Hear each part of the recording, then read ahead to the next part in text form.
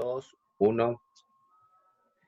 El Instituto de Investigaciones Jurídicas y Certificación Profesional de la Organización Mundial de Abogados y el Instituto Nacional de Ciencias Forenses presentan el primer ciclo internacional de conferencias, un nuevo orden internacional después del COVID-19. En esta dinámica toca el turno al maestro Francisco Elías Bartolo Sánchez, presidente de la Sociedad Internacional de Peritos en Documentoscopía, capítulo México, quien expondrá el tema el perito en grafoscopía y documentoscopía ante la nueva normalidad en México. Maestro, para nosotros es un verdadero placer el que nos acompañe el día de hoy a disertar sobre un tema pericial tan importante y de tanta relevancia en el ámbito de las pruebas periciales. Así es que, maestro, bienvenido. El tema es suyo. Muchas gracias. Muchas gracias, ingeniero. Antes que nada, pues agradecer esta invitación para poder compartir con todos ustedes temas de actualidad, sobre todo en lo referente al nuevo orden que, al menos en la Ciudad de México, vamos a tener a raíz de esta pandemia que estamos viviendo y que, bueno, pues los peritos, abogados, jueces y todos los que nos vemos inmersos en los procesos jurídicos, pues vamos a tener que adaptarnos, que de hecho, bueno, muchos de nosotros ya lo estamos haciendo, en muchos lados ya se están llevando a cabo desahogos de pruebas o partes de procesos vía online. Y bueno, adaptarse a esta nueva normalidad es algo importante. Así es que vamos a dar inicio con esta charla. El tema, como les decía, es el perito en grafoscopía y documentoscopía ante la nueva normalidad en México. Y bueno, cuando nosotros hablamos del perito en grafoscopía y documentoscopía, normalmente tenemos una expectativa. Hoy día, con este boom de las conferencias virtuales, los talleres virtuales, los cursos virtuales, muchos de ellos gratuitos, hablamos de muchas cuestiones particulares con lo que respecta al trabajo de los peritos en grafoscopía y documentoscopía. Y cuando hablamos de un perito en grafoscopía y documentoscopía, tenemos expectativas muy altas. Pensamos que los peritos en estas materias cuentan con ciertas tecnologías, con equipos, con softwares, con hardwares, que les permiten realizar su trabajo, hacer un análisis completo de escrituras y documentos.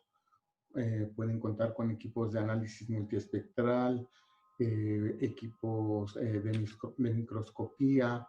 Existen en el mercado muchas marcas, muchos modelos que permiten hacer un análisis completo de toda la documentación que se va a dictaminar.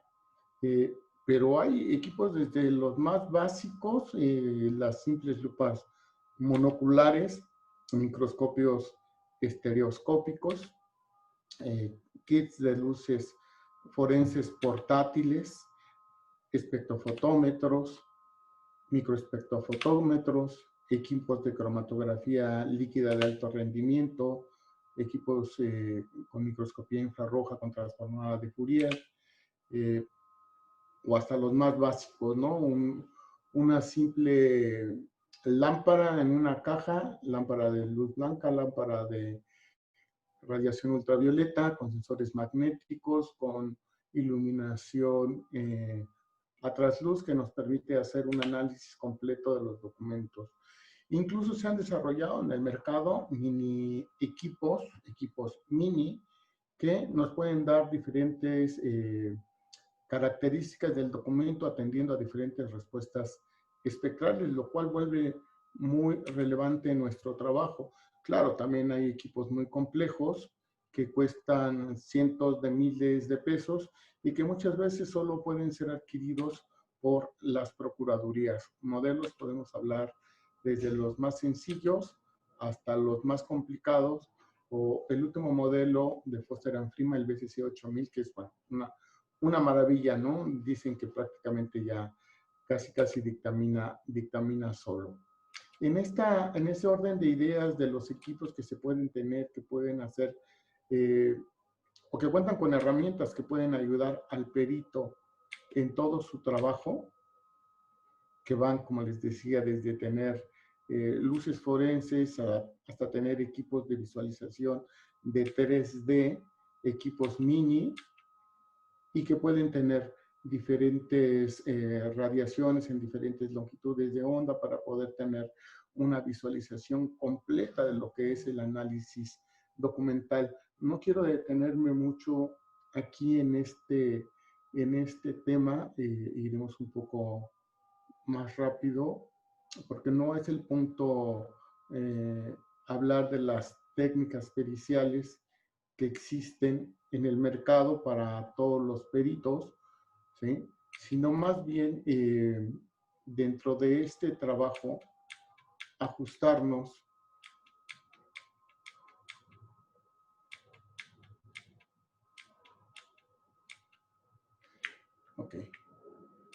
a lo que es nuestra realidad, ¿no? Porque quién no quisiera contar con un equipo Raman que nos pudiera incluso hacer una discriminación de tintas sin ni siquiera tener que destruir el papel, que nos pueden dar las porciones de los elementos que las componen y poder hacer un análisis químico de estas, o quien no quisiera tener un equipo de análisis tridimensional para poder hacer un estudio completo de un documento.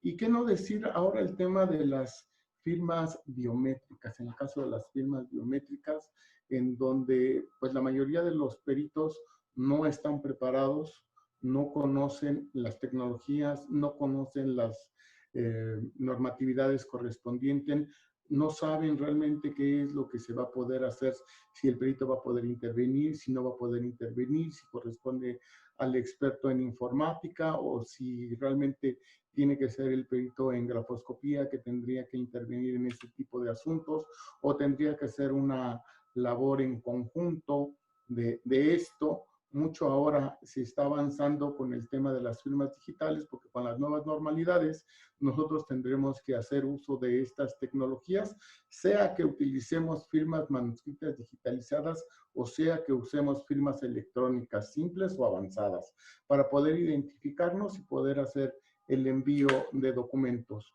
Poder contar con herramientas que nos puedan mostrar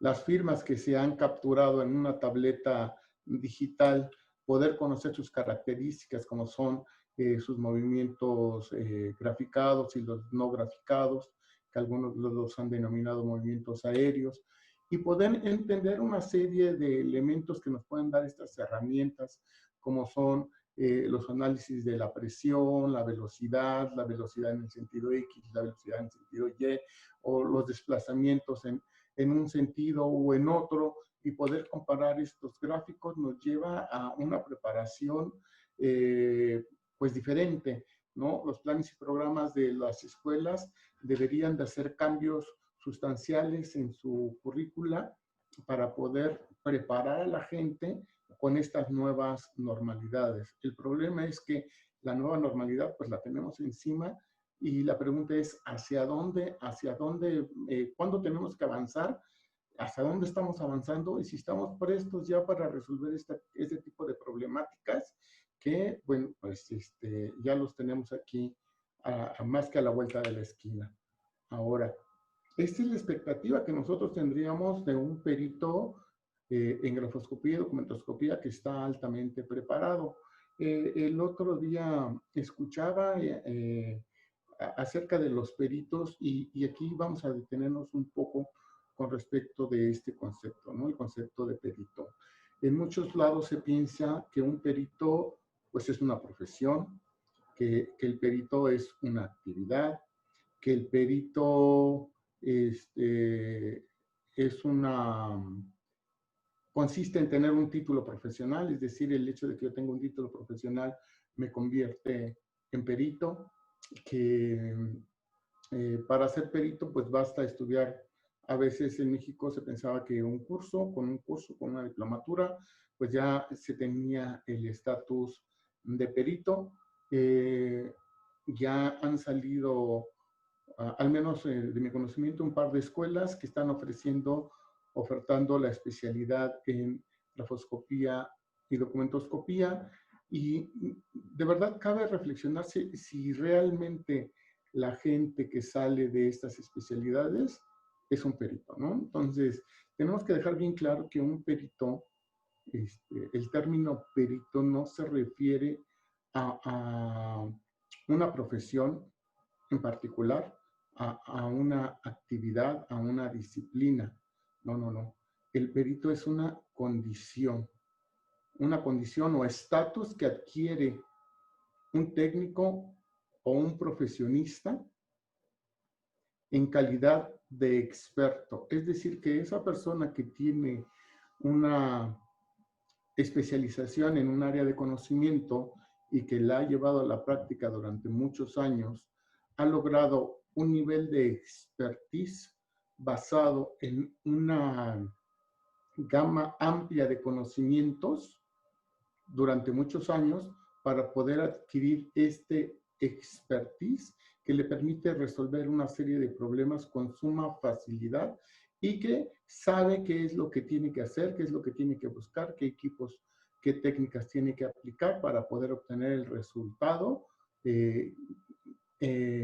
solicitado por alguna persona. Entonces, este es uno de los primeros problemas que quiero tocar y que es cómo es que realmente los peritos son acreditados en el mundo, porque nos enfrentamos a una realidad que es bastante dura. Y cuando yo doy ciertas explicaciones, sobre todo con mis alumnos, me gusta trabajar con base en las analogías. Entonces, acabamos de ver una serie de ejemplos de técnicas, de métodos, de equipos que nos permiten hacer una revisión de documentos, de firmas, de las características de los impresos, de las tintas, de las medidas de seguridad en estos documentos. Pero la pregunta es, ¿qué pasa en la realidad? Y en la realidad, al menos en México, me voy a ceñir a México, aunque conozco el procedimiento en algunos otros países, me voy a ceñir a hablar en nuestra realidad porque este es el tema que se nos ha pedido que tocáramos. Y entonces, bueno, pues en la realidad nosotros encontramos que si bien nos va, muchas veces encontraremos que un perito en un juzgado se llegará de una lupa, ¿ok? Sea del tipo que fuere. Y les seré francos, yo creo que el 99% de los peritos que yo he visto trabajar en un juzgado, a ninguno le he visto una lupa. Aunque la mayoría de los peritos mencionan en sus dictámenes que utilizaron una lupa y cuentahilos e instrumentos de aumento, la verdad es que al menos yo no lo he visto y a mí hasta me parecía esto ya como un mito, ¿no? Lo que sí he visto es que la mayoría o muchos de los peritos, compañeros peritos, pues utilizan teléfonos celulares en lugar de una cámara fotográfica y no utilizan más nada que el teléfono celular. No porque el teléfono celular sea malo, realmente incluso hay teléfonos celulares que tienen cámaras muy potentes que incluso pueden mejorar la calidad de imagen de muchas cámaras fotográficas. No profesionales, obviamente, y podrían dar resultados buenos, pero yo creo que no es suficiente trabajar única y exclusivamente con un teléfono celular. Entonces, cuando llegamos al juzgado y vemos al perito trabajar con este teléfono celular y no tener otro instrumento de trabajo, pues empezamos a dudar de la calidad del trabajo, de la preparación del experto en este campo que es tan importante y tan relevante. Ahora, vamos a hacer un análisis de lo que son algunos dictámenes reales. No he querido realmente meterme mucho en la parte metodológica de los dictámenes, simplemente la parte técnica para que veamos qué es lo que dicen los peritos que utilizan en sus dictámenes, ¿no? Entonces, por ejemplo, en ese dictamen Dice el perito que el equipo óptico, fotográfico y de apoyo que utilizó fue un microscopio monocular digital de la marca Dinolite. Dinolite es un microscopio enfocado a las ciencias forenses que tiene una muy buena calidad y cuenta incluso con una serie de filtros para trabajar en el espectro infrarrojo y en el espectro ultravioleta. Y lo que yo tengo de conocimiento de este tipo de equipos es que son bastante buenos. Aquí habla que tiene magnificaciones de 10x, 70x y 200x con una resolución de 1.3 megapíxeles. Dice que utiliza una cámara fotográfica digital de la marca Fuji, una computadora o notebook, laptop, reglillas milimétricas y una lámpara de luz ultravioleta. Eso es lo que menciona el perito en su dictamen. ¿Ok? ¿Qué métodos y técnicas e instrumentos utilizados para el estudio de otro dictamen? Dice, bueno, utilizamos técnicas de grafoscopía de Edmundo Solange Pelá, fotografía panorámica del documento con la firma señalada como indubitada, fotografías de detalle de algunas partes de las firmas indubitadas, fotografías en detalle de algunas partes de las firmas dubitadas, fotografías del estudio comparativo, observación con lentes de 3, 4 y 8 aumentos, uso de cuadrículas milimétricas, transportador y reglas milimétricas, grafometría comparativa, método de comparación formal, técnica de patrón de variaciones posibles y técnica grafocrítica de Félix del Val Latierro. Otros peritos dicen que utilizan cámaras fotográficas, en este caso una Minolta, con sistema macro para acercamientos, fotografías de película de alta sensibilidad, microscopios con luz integrada de 30 aumentos, lupas de 10 aumentos, auxilios de sistemas computarizados aplicados a la grafoscopía y postulados de autores conocedores en la materia. El problema aquí, y tampoco me he querido, había puesto algunos ejemplos, pero no se vamos a detener mucho. El problema aquí es que la mayoría de los dictámenes que dicen que utilizan estos equipos, pues traen tomas convencionales, traen una fotografía general, y sobre la fotografía general, bueno, pues se hace el trabajo especializado, digámoslo así, y sobre eso se termina haciendo el dictamen. No presentan fotografías a nivel macro, mucho menos a nivel micro, no aplican ninguna técnica de análisis multiespectral, ni mucho menos. Bueno, ahora vamos a pasar a hablar un poco sobre lo que es el procedimiento de la atención pericial, es decir, la participación del perito en un procedimiento. Lo hemos puesto a grandes rasgos, abarcando cualquier tipo de procedimiento. Lo normal, al menos en México, es que un perito es designado como tal, como perito, y en un inicio, bueno, pues procede a aceptar el cargo. Muchos de los peritos que aceptan un cargo, de hecho, van a ciegas, es decir, ni siquiera saben cuál es la problemática a resolver, aunque muchas veces el abogado te llama y te dice, bueno, quiero que me hagas un dictamen donde me determines la autenticidad o falsedad de las firmas, o saber si el documento se encuentra o no alterado, o una cuestión en particular. A veces el abogado pues no sabe. Lo normal es que, bueno, si es en el caso de grafoscopía, dictaminar acerca de una firma y autenticidad de firmas, aunque realmente no sabe el abogado cuál es el problema concreto que se tiene que resolver. Entonces el perito normalmente acepta el cargo. Una vez aceptado el cargo, acude al juzgado a tomar fotos. Y aquí me voy a tener un poco respecto de esta problemática. ¿Por qué? Porque al menos los juzgados en México están llenos de gente. Y normalmente nosotros peritos no tenemos un espacio designado para poder hacer el estudio pericial correspondiente de los documentos, tanto dubitados como indubitados. Y a veces tenemos que estar realizando nuestro trabajo entre una pila de documentos y con mucha gente que está a nuestro alrededor pasando, muchas veces nos empujan, muchas veces pues nos tenemos que mover para que la gente pase. Y realmente, ¿cuál es el trabajo que realiza el perito en el juzgado? Tomar fotos.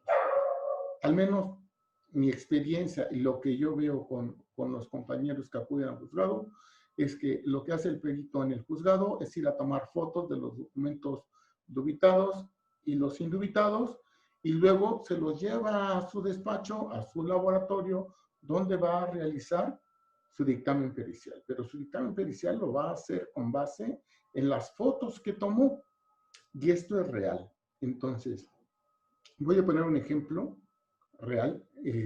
Siempre que doy una crítica, no lo hago de manera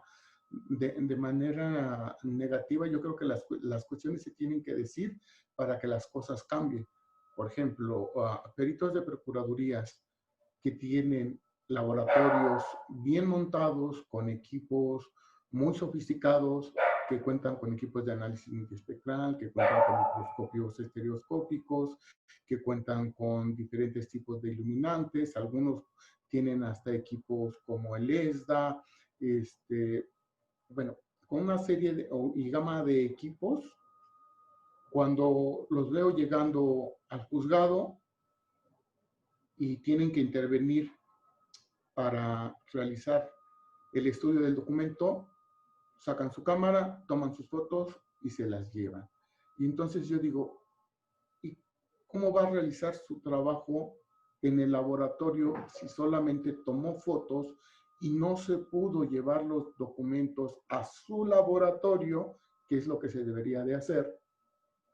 Y en el laboratorio poder aplicar todas las pruebas correspondientes, obviamente no destructivas, para la emisión de su dictamen. Pero pues desafortunadamente en México no sucede así. No podemos llevarnos nosotros, peritos, los documentos que están en discusión de su autenticidad a nuestro laboratorio, y tenemos que hacer la labor en sitio. Y entonces esto nos complica mucho realmente realizar nuestros trabajos. Al menos yo, cuando participo en un asunto pericial, me llevo todos los equipos con los que cuento, que son transportables, y a veces tengo dificultades para tener un espacio. A veces tengo dificultades incluso para tener una toma de corriente y conectar mis equipos. Ha habido juzgados en los que se me ha dicho, usted no puede tomar luz del juzgado, tiene que traer su propia energía eléctrica si es que quiere conectar sus equipos. Y entonces empezamos con un batallar con el trabajo del perito, y no es disculpa. A lo mejor muchos lo toman de pretexto, dicen, bueno, si no tengo un espacio y no puedo llevar equipos y no tengo dónde ponerlo ni dónde conectarlo, pues entonces simplemente termino tomando fotografías convencionales, y con eso, bueno, pues realizaremos el trabajo correspondiente. Entonces,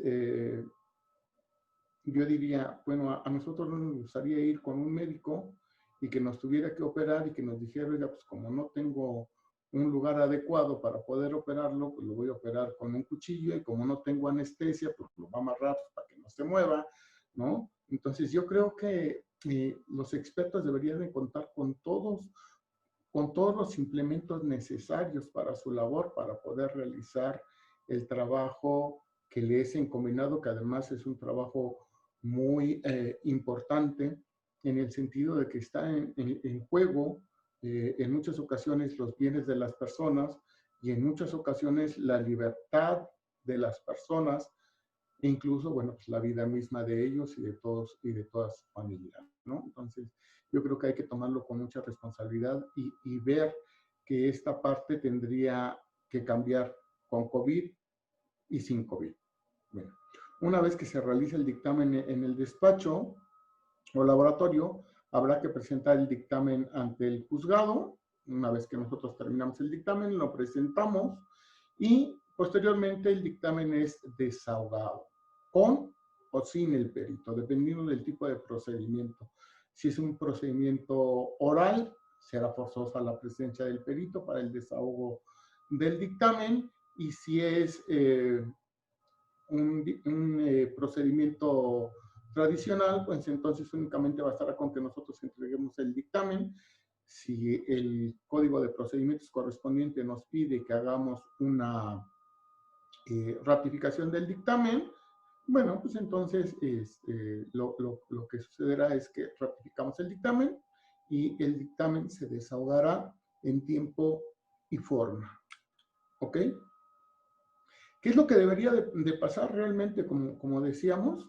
Que el perito acepte el cargo, después acuda al juzgado por la documentación correspondiente y que una vez teniendo esta documentación correspondiente la pudiera llevar a su laboratorio, a su despacho, y que ahí pudiera hacer las tomas fotográficas correspondientes con las diferentes técnicas que utilice, con diferentes tipos de iluminantes o utilizando diferentes tipos de equipos de análisis multiespectral, de microscopía o según lo que el perito pudiera hacer. Obviamente todo esto lo tendría que hacer siguiendo un protocolo de cadena de custodia correspondiente para dar la certeza de que realmente el documento que recibió es el documento que se peritó y es el documento que va a presentar junto con el dictamen al juzgado y devolviendo esa documentación para que se procediera al desahogo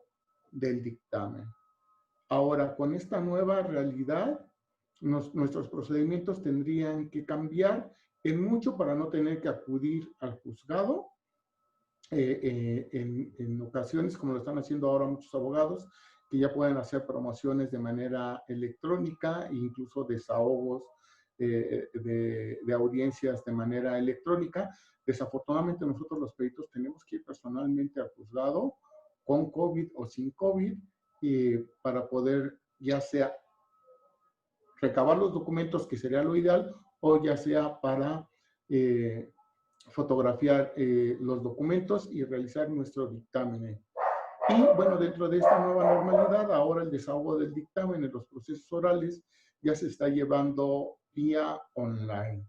Y esta situación del desahogo del dictamen vía online nos lleva a una nueva realidad donde el perito pues también tendrá que capacitarse en el manejo de nuevas tecnologías, de nuevas plataformas. Hoy día hay muchas plataformas, habrá que ver qué plataforma es la que utiliza la autoridad correspondiente, si es un Zoom, si es un Google Meet, si es un Meet, dependiendo de la tecnología, tendremos que besarnos para poder manejar correctamente esa tecnología y hacer una presentación de nuestro dictamen y hacer el desahogo del dictamen. Y tenemos que acoplarnos a una nueva realidad que nos enseñe a manejar y hacer una presentación de nuestro trabajo que cause convicción en el juzgador para poder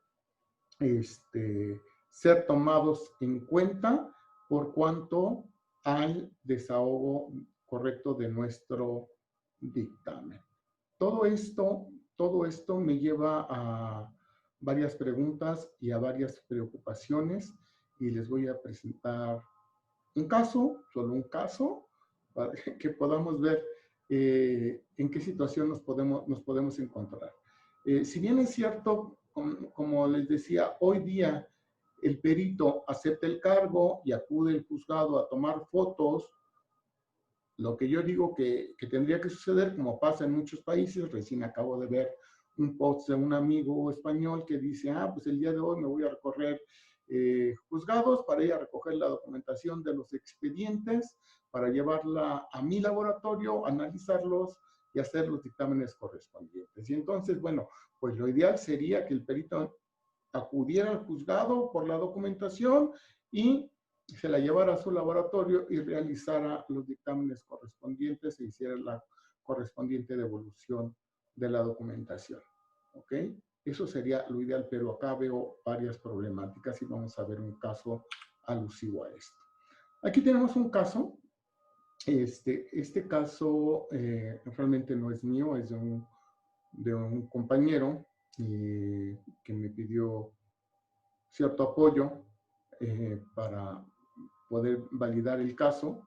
El perito que me pide apoyo es un perito tercero en discordia y cuando le toca participar, mira el documento cuestionado, que es este es el documento cuestionado, es un contrato y que contiene 4 firmas. De estas 4 firmas, se cuestiona la firma de la vendedora. Entonces, en el contrato puede ser normal que se diga que la firma de la vendedora, del vendedor, pues no es la firma, uno dice que sí, otro dice que no, y bueno, pues hasta acá no tendríamos mayor problema.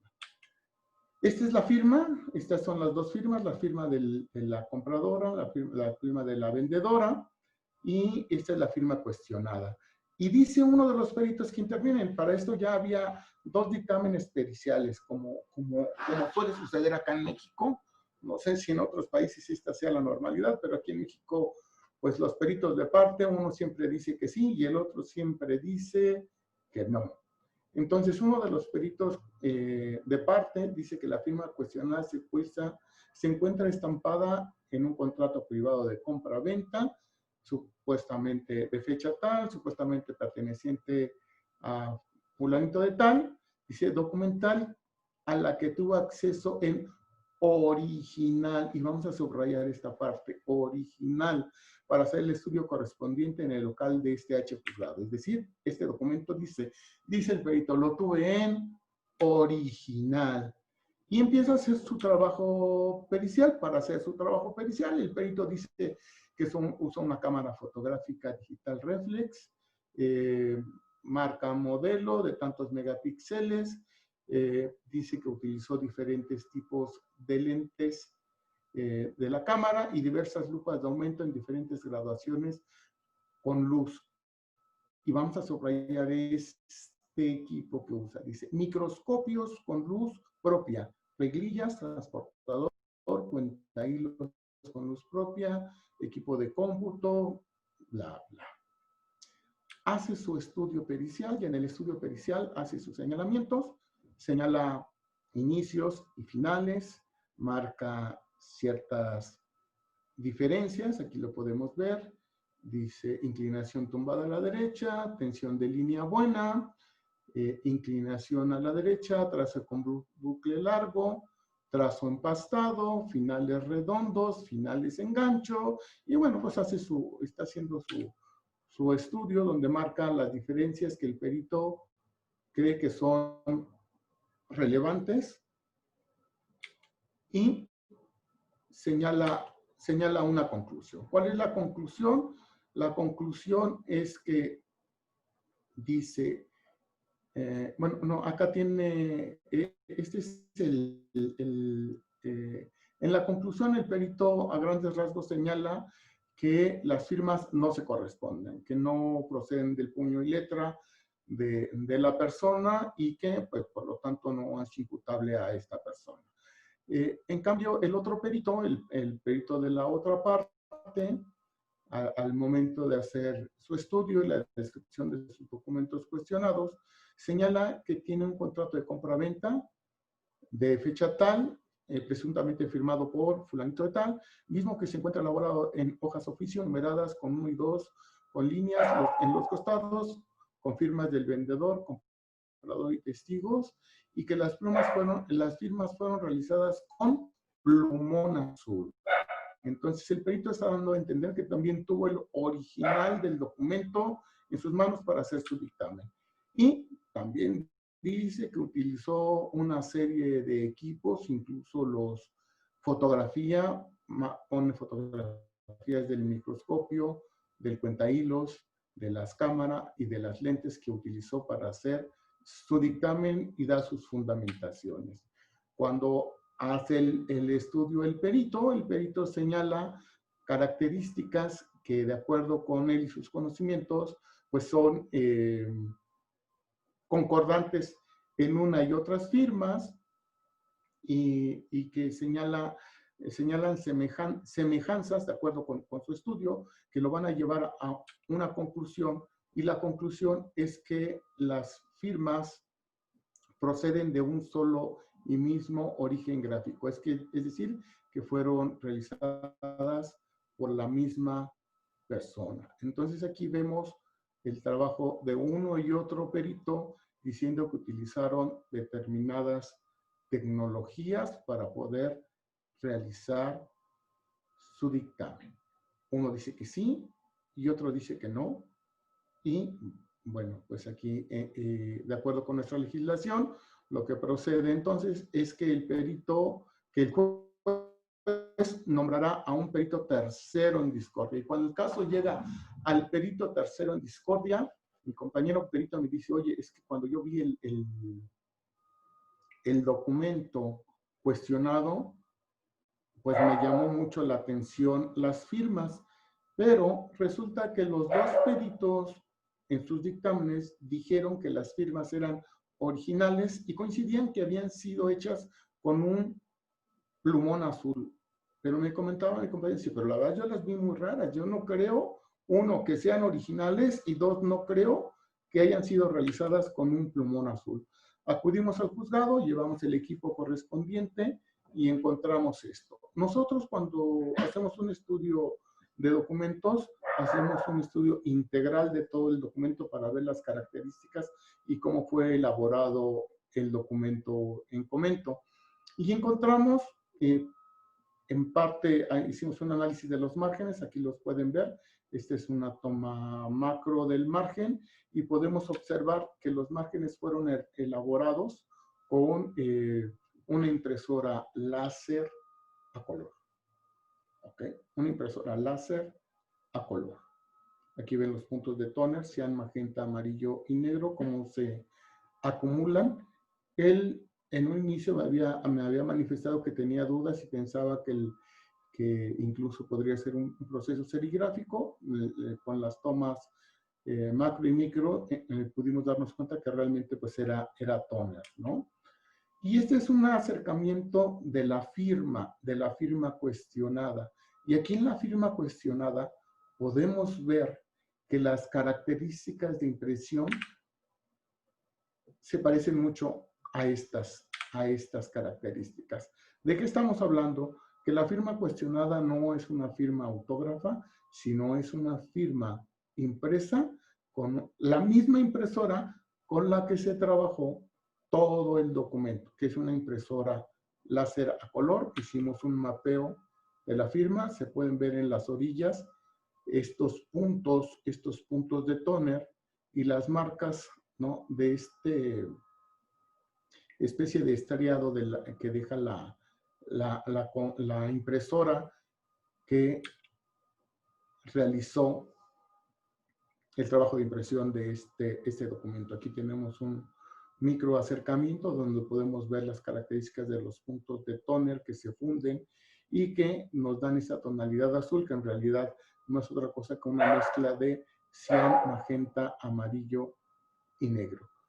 Y entonces, aquí es donde me queda esta duda de si sería tan benéfico que los peritos se llevaran la documentación a su domicilio y que de repente alguien viniera con un equipo, el equipo conveniente, y les dijera, oye, es que estás devolviendo un documento que no es original, sino que es un documento impreso. Entonces, aquí la cuestión es que hemos tenido dos peritos que intervienen en un mismo asunto y ninguno de los dos fue capaz de determinar que no se trataba de un documento original, sino que se trataba de un documento impreso. Y afortunadamente tuvo que venir un perito tercero en discordia, que sí contaba con los equipos y los conocimientos suficientes para poder decir que pues no se podía peritar sobre esta firma porque no era una firma original y autógrafa, sino que se trataba de un impreso con una impresora láser. Entonces, este tipo de casos que me gusta traer a colación, no para evidenciar a los peritos, no ponemos los nombres de los peritos, ni quiénes son, ni quiénes intervinieron, ni el caso, pero sí es importante decir que la responsabilidad del perito en su trabajo va más allá de tener un simple machote de dictamen donde diga que utilizamos determinados equipos, que no lo hacemos. Y yo creo que en esta nueva normalidad podríamos tener muchas ventajas de poder hacer un trabajo en sitio. ¿Por qué? Porque nosotros podríamos hacer una reproducción en tiempo real al juzgador del análisis vía online de lo que nosotros estamos haciendo en nuestro laboratorio con estos documentos. Podríamos aprovechar las tecnologías para hacer presentaciones como esta que no le dejarían duda al juzgador de lo que nosotros estamos diciendo y que estamos demostrando con explicaciones y con imágenes, y nos llevaría a estar en otra posición dentro del trabajo pericial que se realizan dentro de los juzgados. Pero pues dirían en mi tierra, pues sueños guajiros, porque realmente la realidad supera la ficción, y el trabajo que se realiza en juzgado por parte de muchos, y lo voy a entrecomillar, expertos forenses, pues deja mucho que desear. Yo creo que un experto forense debe tener, como decíamos antes, una base de conocimiento sólida, y debería también tener un número de, un cúmulo de experiencia probada para poder resolver estos casos. Y yo creo que no es una cuestión de años, no es una cuestión de que si el perito tiene 10 años y el que tiene 20 años tiene más experiencia. Yo creo que todos deberían de tener el mismo nivel de conocimiento y experiencia, y por eso es importante irse actualizando, ir estudiando, contar con tecnologías adecuadas para poder realizar el trabajo pericial correspondiente, que conlleva mucha responsabilidad, que conlleva un compromiso muy grande con la sociedad, porque no se trata de que mi profesión, porque no es una profesión, ser perito es una condición, mi condición de perito me permita realizar un trabajo donde yo tenga un emolumento y que se haga a la ligera, donde yo pueda perjudicar a una persona y la persona pueda perder sus bienes, pueda perder su patrimonio o pueda perder incluso su libertad y su vida. En este caso, de hecho, nosotros hablamos con el juzgador y le dijimos que los peritos deberían de tener una sanción. Los dos peritos, porque los dos actuaron negligentemente. No es posible que ninguno de los dos peritos se diera cuenta de que no se trataba de una firma autógrafa, sino de una firma impresa. Desafortunadamente, bueno, pues nuestras legislaciones no contemplan una sanción para este tipo de expertos o de pseudo expertos, y bueno, pues seguirán trabajando libremente tal como nuestra misma legislación se los permite. Y bueno, pues a mí nada más no me queda más que agradecerles, dejarles esta reflexión con este caso que hemos visto, y quedo atento a si hubiese alguna pregunta, duda o comentario. Les puedo dejar mi correo electrónico, Francisco Elías BS, B de bueno, S de sopa, @gmail.com, o pueden encontrarme en redes sociales. Muchas gracias por su atención.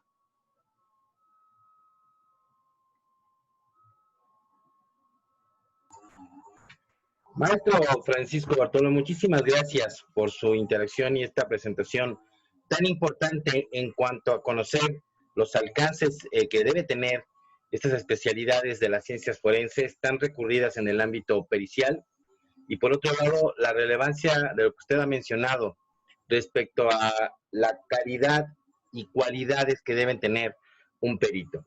El Instituto de Investigaciones Jurídicas y Certificación Profesional de la Organización Mundial de Abogados y Instituto Nacional de Ciencias Forenses le agradecen mucho esta participación, maestro, y le pedimos si pudiera usted dirigir algunas palabras finales a quienes nos siguen en este ciclo internacional y que son de otros países en otros continentes del mundo. Ingeniero, pues nada más agradecer tu amable invitación, obviamente al Instituto de Investigaciones Jurídicas y Certificación Profesional de la Organización Mundial de Abogados y al Instituto Nacional de Ciencias Forenses, el cual tan honrosamente presides. Agradecerte que me hayas invitado, haber podido compartir con ustedes esta charla, sí sintiendo un poco la falta de contacto con la gente. Es difícil todavía trabajar en un mondólogo sin poder interactuar con la gente, pero esperemos que pronto pase esta pandemia y podamos regresar a esta nueva normalidad que ya hemos estado comentando. Muchas gracias. Gracias a ti, maestro. Hasta la próxima. Hasta luego. Gracias. Bye.